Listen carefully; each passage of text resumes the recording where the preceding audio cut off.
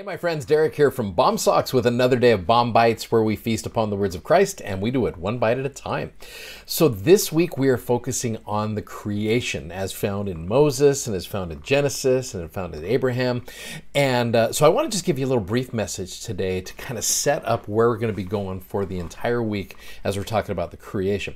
So I want to take you first of all to the Come Follow Me curriculum. There's a great introduction that I think really sets up how we should view the creation and how we should study it this week. So here's what it says. It says, because the world around us is so beautiful and majestic, it is hard to imagine the earth when it was without form and void, empty and desolate.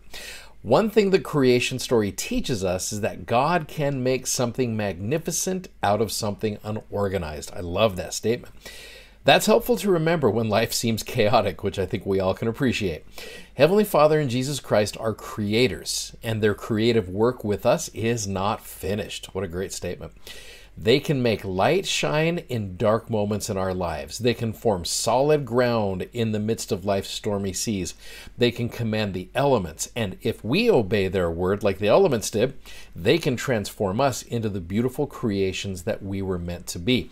That's part of what it means to be created in God's image, after his likeness. We have the potential to become like him, exalted, glorified, celestial beings. So will you please keep that in mind this week as we're studying not only about the creation, but as we're studying about the creators. I think that's something important to understand, that this is not just about God creating the world. It's about God showing us how he does things and how we can do it as well. In fact, with that said, and I mentioned this a little bit last week, I remember back in 2002, I'd been teaching seminary and institute for probably about 5 years or so.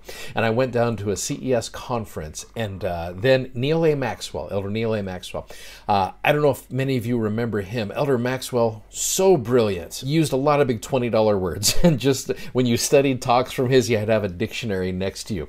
And I remember listening to Elder Maxwell. He gave a talk at this CES conference called Our Creator's Cosmos.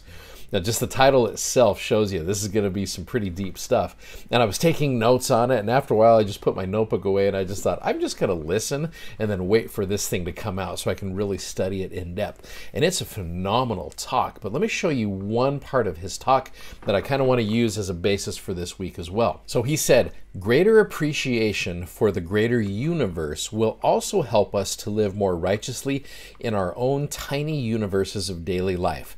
Likewise, a better understanding of God's governance of the vast galaxies can lead to our better self-governance. Now, that's one you might need to think about for a minute, but especially as we're getting ready for a new year. Here we are, we're a couple days into the new year, and many of you are setting goals. Many of you are looking at ways to change your life or improve some things, to transform some things differently, whether it's spiritually, physically, intellectually, socially, however you decide to do that. Will you please keep in mind that there is a creator. There are creators, God the Father and Jesus Christ, and they have the ability to be able to make our lives better. Void and desolate. You might look at your last couple of years and think, void and desolate, things I've missed out on. Yep, that's in the past. Let's move forward with faith in God and his abilities to create. So keep that in mind as we're going through this week of Come Follow Me, and you're going to see some pretty cool things happen.